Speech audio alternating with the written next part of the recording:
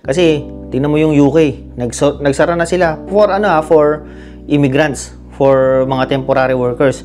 Sinara na nila completely yung pathway na yon. Hindi na sila tumatanggap ng mga healthcare workers. Kaya hindi imposible na gawin din ni Canada yung nangyayari sa UK. Yun, wala lang. Video tayo. 2 araw na naman akong walang video. Wala, katamaran talaga. Katamaran ang tumatama kay Brandon Boy. Ewan ko ba? Pero ngayon, gagawa tayong video kasi merong nangyari sa akin. Meron akong tropa na nasa BC nag-message sa akin. Sabi niya, diretso na kagad tayo sa issue. Sabi niya, pre, baka pwedeng maglipat dyan sa amin daw dito sa Brandon. Kasi nga, sabi, di ba, kung napanood yung video ko na marami nagsasabi na kalokohan lang daw yung mauubusan ng trabaho yung mga healthcare workers, yung mga HCA, yung mga healthcare workers. Sabi, ang daming comment dun sa huli kong video about that na imposible nga. Kita mo, ito nangyayari na nga sa ibang lugar. Yan, tulad niya sa BC, yung kaibigan ko, sabi niya, gusto niya lumipat dito, baka raw magbabaka sakali siya na baka dito raw siya makapag-apply ng ganyang work dito. Kasi sinasabi ng iba, karamihan daw, pupunta ka sa mga rural areas para doon ka makahanap ng trabaho, lalo na yan, tungkol dyan sa mga healthcare, ganyan. Sabi, baka swertihin daw siya dito at makapag-apply. Sabi ko sa kanya, kung i-compare mo naman dyan sa BC, saka dito, mas malaking chance mo na makakuha ka ng trabaho rito. Pero ang problema, ang katotohanan, tapatin na kita, sabi ko, baka mahirapan ka rin kasi marami na rin ditong mga nag-a-apply ng mga ganyan. Ang mga kalaban mo, yung mga tulad nung una lang, yung mga galing sa sa profession ko, yung sa pagbubutcher, karamihan na nasa may kabila, nasa may Nipawa, sa company ng nasa Nipawa. Mga malalaking employers yan, mga yan. Karamihan ng mga Pilipino galing sa Pilipinas doon nagtrabaho, pero ang ginawa nila, lang yan, yung parang stepping stone lang nila. Ngayon, nalaman nila na mas magaang ang trabaho ng pagiging yung healthcare aid, tapos medyo mas malaki ng sahod kumpara sa pagiging butcher dito. Yan ang inaral nila. Ang dami niyan, marami silang yung nag-aral, kasi karamihan ng mga schools dito nagbibigay ng funding para sa ganyang trabaho. Kasi nga at that time, last 2 years, struggling talaga yung ganyang trabaho. Struggling sa pagkuha ng mga mai-hire. Kaya ang ginawa ni province ng Manitoba, merong free funding para diyan. Ngayon ang daming nag-aral. Sa totoo lang, lalo na dun sa kabila, sa Nipawa. Karamihan yun ang inaral nila at ngayon, yun yung mga trabaho nila ngayon. Ang dami nun. Isa yun sa kalaban nyo sa pag-a-apply ng HCA, ng healthcare aid. Pangalawa, yung mga naging PR na, yung mga naging permanent resident na rito na mga nagtatrabaho sa sa work ko, saka sa company na yun, kinuha na nila yung mga pamilya-pamilya nila. At isa sa karamihan na pinili ng mga asawa-asawa para gawing trabaho, yun nga, yung pagiging healthcare aid. Nag-aral din. Ngayon, yung iba nagtatrabaho na, yung iba naghahanap pa lang ng trabaho, yung iba nag-aaral pa. As in, marami ngayon nag-aaral dito ng ganyan, yung mga healthcare aid. Pangatlo, yung mga galing sa iba-ibang province na naghahanap din ng permanent resident na pathway. Isa kasi yan sa sa madaling makakuha ng PR, yung ganyang trabaho. Kumbaga inline yan sa sa hinahanap ng Canada. Lahat 'yon kalaban mo na mag-a-apply dito.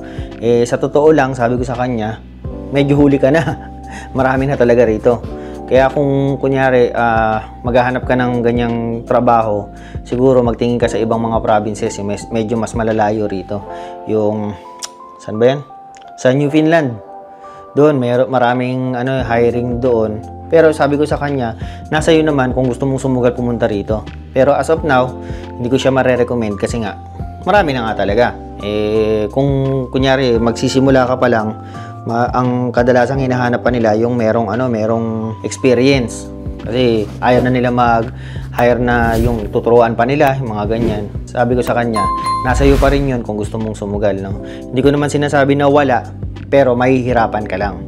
Yun yung sabi ko sa kanya. Hindi, ang ko dito sa video na to, hindi pang habang buhay na merong mag-hiring ng ganyan, yung parang yung ganyang industry, magtutuloy-tuloy siya na katulad ng dati na maraming hinahanap. Kasi sa totoo lang, isa na rin siya sa nagiging oversaturated na trabaho. Kasi ang dami na nga ngayon na nag-aaral, ang dami nag-a-apply, tapos nagkakando ugaga yung iba nating mga ibang mga immigrants, yung mga temporary workers, mga students. Yan yung pathway na gusto nilang kunin para makakuha agad ng trabaho. Ang dami mong kalaban. Sa totoo lang. Kaya ewan ko para sa akin, yun lang yung tingin ko. Ito opinion ko lang. Kasi karamihan talaga ng mga mga naghahanap ng trabaho ngayon, yan ang hanap. Lang naman tayo, sa makatotohanan lang tayo, kasi baka ang akala kasi ng iba, panghabang buhay na maraming maraming trabaho. Kahit yung sa video ni Miss Ina na sa Ontario naman yun, parang parang masyado na rin maraming yung mga healthcare aid na nag-a-apply, na naghahanap. Parang medyo hininto na rin nila yung yung pagbibigay ng trabaho sa mga ganyan, kasi sobrang dami na rin talaga. Yun ang realidad kasi kung iisipin mo, pumutok kasi. Parang alam mo yun, parang yung time ng pagbubutcher namin nung nandiyan sa Pilipinas, di ba? Nung time na 2022, pa yan, parang hindi pa masyadong onti pa lang yung mga groups na yung parang nag-hire.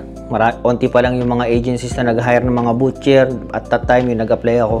Ngayon, tingnan mo na, sobrang dami na agencies na naghahanap ng mga ganyang trabaho, yung pagbubutcher. Ngayon, sobrang dami na rin yung mga applicants. Kung kunyari, gusto mo magsimula ngayon na mag-butcher, mahirap na rin talaga kasi hindi na siya ganun kakailangan ng ibang bansa. Kasi napuno na rin di ba? Isa pa, tignan mo yung mga sa UK, hininto na nila completely yung pagkuha ng mga healthcare workers. Kasi sobrang dami na rin Kaya hindi mo pwedeng sabihin na imposibleng mawalan ng naghahanap ng trabaho para sa mga healthcare aid, mga HCA, mga ganyan tungkol sa health.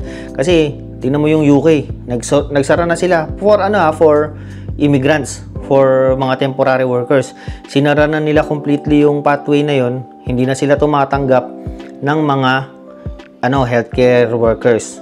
Kaya hindi imposible na gawin din ni Canada yung nangyayari sa UK. Kasi sobrang dami na talaga, oversaturated na. Ganun talaga di ba? Mas maraming nakakaalam ng ganung pathway, mas maraming nagtatry. Sabi nga nila, kapag yung tungkol sa business, di ba? Kapag nakita mo sa social media yung isang business na yung parang ang dami na ito ang trending ngayon, ganun. At gusto mo magsimula ngayon, ibig sabihin yung late ka na.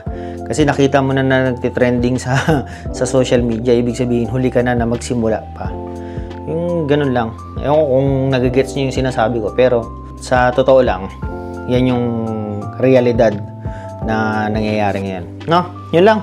Para kasi meron tayong ma-upload na video ngayon kasi dami na nating araw na lumagpas at wala tayong ginagawa. Baka malimutan na tayo ni YouTube Sige lang, yun lang. Para naman meron tayong ngayon, upload ngayon, no? Like, share, subscribe, yung mag-alam. Yun Sige na, paalam.